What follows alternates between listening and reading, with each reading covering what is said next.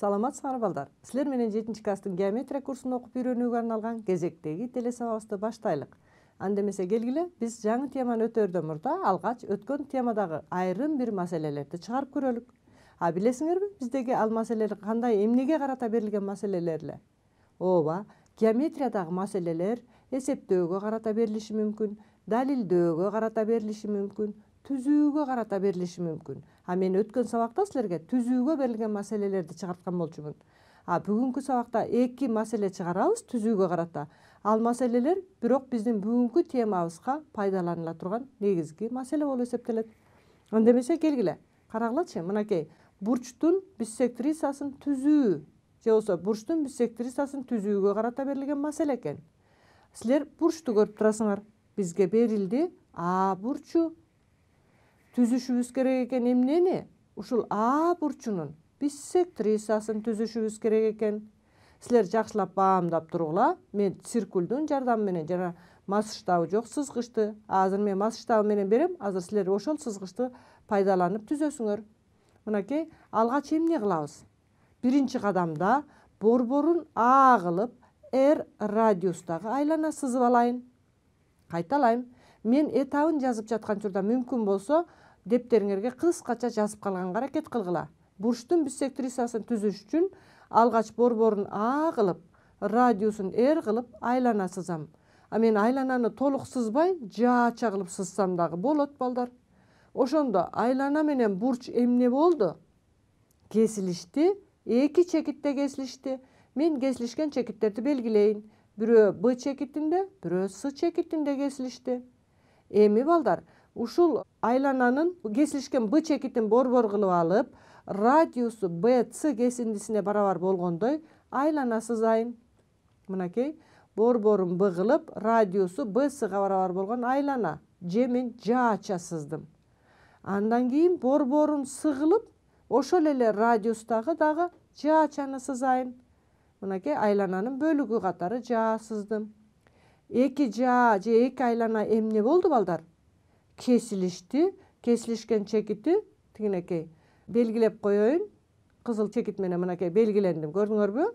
Анда ушул чекит менен айлананын чокусун туташтырсам, мына пайда болгон чоола берилген бурчтун биссектрисасы болуп эсептелет. Көрдүңөрбү? Урматтуу окуучулар, бурчтун биссектрисасы дегенибиз эмне эле? Мен эрежесин айтып өтөйүнчү.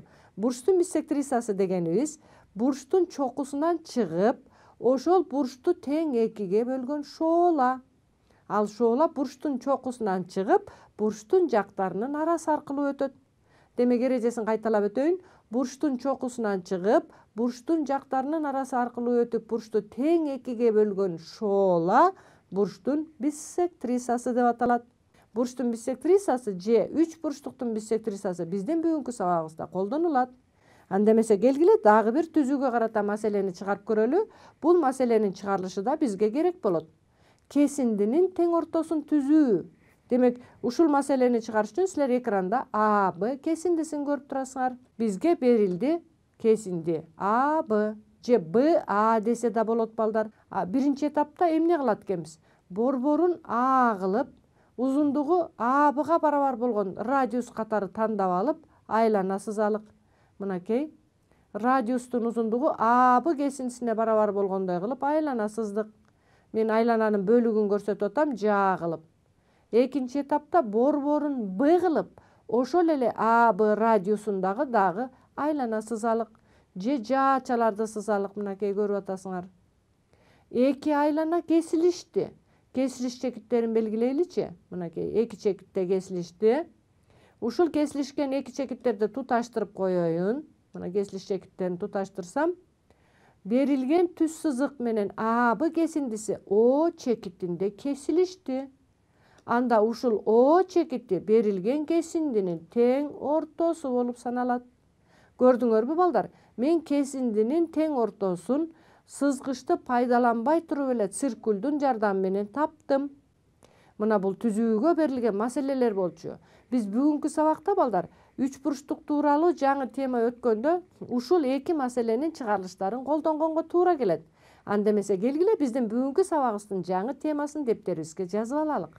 Биздин бүгүнкү сабагыбыздын темасы Үч бурчтукка ичтен жана сырттан сызылган айланалар. Кайра кайталайм, теманы дептериңерге жазып алгыла. Үч бурчтукка ичтен жана сырттан сызылган айланалар. Жаздыкпы? Анда эмесе жазган болсоңор, мына мен экранда үч бурчтукту көрсөтүп жатам. Бул түрдүү жактуу үч бурчтук экени көрүнүп турат. Эми эрежесин айтайын. Эгерде айлана үч бурчтуктун бардык чокурлары аркылуу өтсө, анда ал үч бурчтукка сырттан сызылган айлана деп аталат. Кана бардык чокулар аркылуу өткөн айлана сызып көрөйүнчү. Мынакей балдар, үч бурчтуктун бардык чокулары аркылуу өттү. Көрдүңөрбү? Анда бул айлана үч бурчтукка сырттан сызылган айлана болуп эсептелет. Үстүнө жазып коеюн, бул сырттан сызылган айлана. Эми дагы үч бурчтук чийип көрөйүн. Анда аныктамасын алып өтөйүн, силерге көргүлөчү. Үч бурчтуктун жактарын жанып өтүүчү айлана, ал үч бурчтукка ичтен сызылган айлана деп аталат. Демек, үч бурчтуктун жактарын жанып өткөн айлана сызайынчы. Мынакей, үч бурчтуктун жактарын жанып өткөн айлана үч жануу чекитине ээ болду. Анда бул ичтен сызылган айлана болуп эсептелет. Мынакей, урматтуу окуучулар, экранда силер көрүп турган эки негизги түшүнүк биздин бүгүнкү сабагыбыздын негизги өзөгүн түзөт. Силер тааный билишиңер керек, айырмалай алышыңар керек. Үч бурчтукка сырттан сызылган айлана деген кандай айлана болот? Ичтен сызылган айлана деген кандай айлана болот? Жана кайсыл учурда сырттан сызылган, кайсыл учурда ичтен сызылган экендигин баамдагыла. Демек, эрежесин дагы бир жолу эсиңерге салайын, эстеп калгылачы. Эгерде айлана үч бурчтуктун бардык чокулары аркылуу өтсө, анда ал үч бурчтукка сырттан сызылган айлана деп аталат. Үч бурчтуктун жактарын жанып өтүүчү айлана, ал үч бурчтукка ичтен сызылган айлана деп аталат. Мына ушул эки түшүнүк биздин бүгүнкү сабагыбыздын негизги өзөгүн түзөт. Анда силерге суроо берип көрөйүн. Экранда силерде 4 сүрөт турат. Ушул төмөнкү чийменин кайсынысында айлана үч бурчтукка сырттан сызылган деп аталат? Кана балдар, ойлонуп туруп туура деп эсептеген жооптун номерин дептериңерге жазгылачы. Чиймеге жакшылап көңүл бурабыз. Кайсынысында айлана үч бурчтукка сырттан сызылган деп аталат? Таптыңарбы? Анда эмесе мен силерге туура жоопту көрсөтөйүн. Сырттан сызылыш үчүн кандай болуш керек экенин мен жогоруда аныктамада айттым. Үчүнчү сүрөттү карагылачы балдар. Айлана үч бурчтукка ичтен сызылган. Демек, бул жооп боло албайт. Кийинки сүрөттү карап көрөлүк. Мынакей, бул үч бурчтуктагы айлана сырттан сызылган боло албайт. Анткени бир эле чокусу айланада жатты.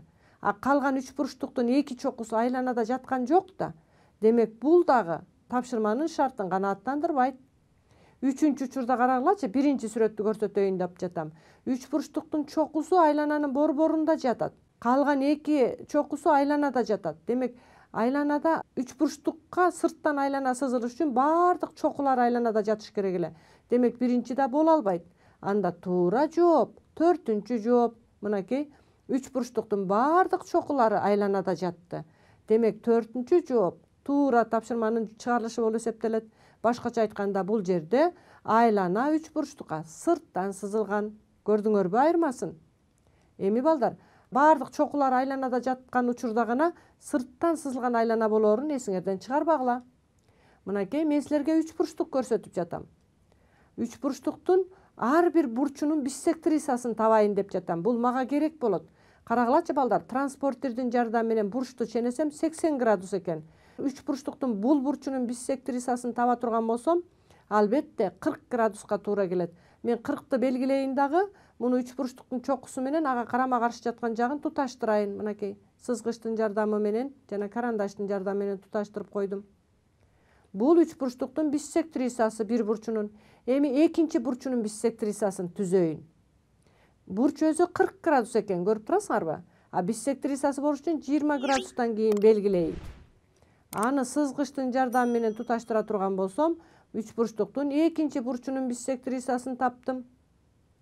Мына, ушул жерден түзүүгө карата берилген маселелерди колдонуп жатабыз. Эми карагылачы, эки биссектрисанын кесилиш чекитин белгилеп туруп, ошол чекиттен үчүнчү жагына перпендикуляр түшүрсөм, мына ушул перпендикуляр берилген үч бурчтукка ичтен сызылган айлананын радиусу болуп эсептелет. Карагылачы. Мынакей ичтен сызылган айлананын радиусу болуп эсептелет. Мынакей мен үч бурчтукка ичтен айлананы кантип сызганды көрсөттүм. Көрдүңөрбү? Урматтуу окуучулар, үч бурчтукка айлананы ичтен сызыш үчүн эки бурчунун биссектрисасын таап, ошол эки бурчтун биссектрисасынын кесилишкен чекитин белгилеп, ошол чекиттен үчүнчү жагына перпендикуляр түшүрсөңөр, ошол перпендикуляр ичтен сызылган айлананын радиусунун ролун аткарат. Азыр мен түзгөндү көрдүңөр да, сабактан кийин силер өз алдыңарча да түзүп көргүлө. Болуптурбу? Эми келгиле сырттан айлана сызып көрөйүн. Анан мен жыйынтыгын чыгарам. Мынакей үч бурчтукка азыр сырттан сызылган айлананы көрүп турасыңар. Бул айлана үч бурчтукка сырттан сызылган. Борборун карагылачы. Үч бурчтукка сырттан сызылган айлананын борбору каякта жатат экен? Мен азыр анын эрежесин берем. Ал үчүн мына мен эки кесиндинин барабар экенин көрсөтүп жатам. Бул эки кесинди да барабар. Бул эки кесинди да барабар. Бул эмнени түшүндүрөт? Силер көрүп турган көк түстөгү кесиндилер ортоңку перпендикулярлар экендигин. Башкача айтканда үч бурчтуктун жагына түшүрүлгөн перпендикуляр бирок ошол жактын тең ортосуна түшүптүр. Ошондуктан муну геометрияда ортоңку перпендикулярлар дейбиз. Үч ортоңку перпендикулярды көрүп турасыңар. Анда үч бурчтукка сырттан сызылган айлананын борбору каякта экендигин мен силерге айтып өтөйүн. Борбору үч бурчтуктун жактарынын тең ортолоруна түшүрүлгөн перпендикулярдын кесилишкен чекити болот. Тең ортолоруна түшүрүлгөн перпендикулярды ортоңку перпендикуляр деп атап койсок болот. Көрдүңөрбү? Үч бурчтукка сырттан сызылган айлананын борбору ортоңку перпендикулярлардын кесилишкен чекити болот. Эми ичтен сызылганды көрсөтөйүн. Анан андагы борбору кайсыл жерде жайгашканын айтып өтөм. Мынакей үч бурчтукка айлана ичтен сызылган, жанып өтүп жатат. Көрүп жатасыңарбы? Анда мынакей жануу чекиттерин көрсөттүм. Борборун көрсөтүп жатам. Демек бул кайсыл жерде жатат экен? Мен жогорудагы тапшырмада аткаргандай, үч бурчтукка айлана ичтен сызылган болсо, анда анын борбору үч бурчтуктун биссектрисаларынын кесилишкен чекити болот. Кайталайм. Эгерде айлана үч бурчтукка ичтен сызылган болсо, анда анын борбору үч бурчтуктун биссектрисаларынын кесилишкен чекити болот. Урматтуу окуучулар, ушул эки түшүнүктү бири-биринен айырмалай бергиле. Үч бурчтукка сырттан сызылган айлананын борбору кайсыл жерде жатат экен? Үч бурчтукка ичтен сызылган айлананын борбору кайсыл жерде жатат экен? Мына ушул экөөнө жакшылап көңүл бургула. Сырттан сызылган айлананын борбору алардын жактарынын тең ортолоруна түшүрүлгөн перпендикулярлардын кесилишкен чекити болот. Тең экиге дегенди көрдүңөр, мен таякчалар менен белгиледим. Ичтен сызылган айлананын борбору үч бурчтуктун биссектрисаларынын кесилишкен чекити болот. Эми келгиле дагы сырттан айлананы кантип түзсө боло тургандыгын мен дагы бир тапшырма аркылуу көрсөтүп көрөйүн. Экранда силер А, К, Е үч бурчтугун көрүп турасыңар. Мен К чокусуна перпендикуляр түшүргөнү жатам. Перпендикулярды транспортердин жардамысыз эле чийме үч бурчтугу деген силер экранда көрүп турган куралдын жардамы менен деле перпендикуляр жүргүзсө болот. Мына мен К чекитине перпендикуляр жүргүздүм. Эми Эге карама каршы жаткан жакка перпендикуляр жүргүзөйүн. Мынакей перпендикуляр жүргүздүм. Эми А чокусуна перпендикуляр жүргүзөйүн. Балдар, перпендикуляр үч бурчтуктуку ар дайым эле ичине түшпөй, айрым учурда кең бурч болсо сыртына да түшүп калган учур кездешет. Мынакей. Мен бир үч бурчтуктун үч перпендикуляр жүргүздүм үч чокусунан. Булар үч бурчтуктун бийиктиктери болуп эсептелет. Эми ушулардын кесилишкен чекитин карагылачы. Аны табыш үчүн мына ар бир чокусу аркылуу үчүнчү жагына параллель сызыктарды жүргүзүп жатам.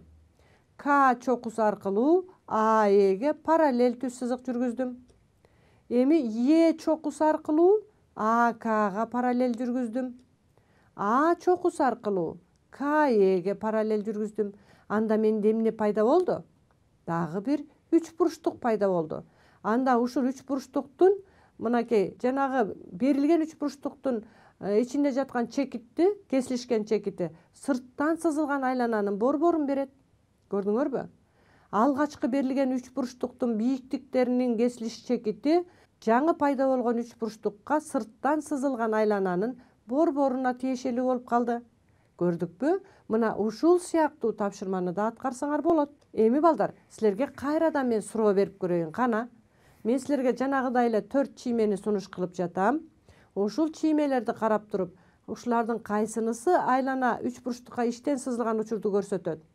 Айлана 3 бурчтукка ичтен сызылган учурду көрсөтөт. Кана, силер эгерде ичтен жана сырттан сызылган айланалардын аныктамасын билген болсоңор, анда туура жоопту таба аласыңар.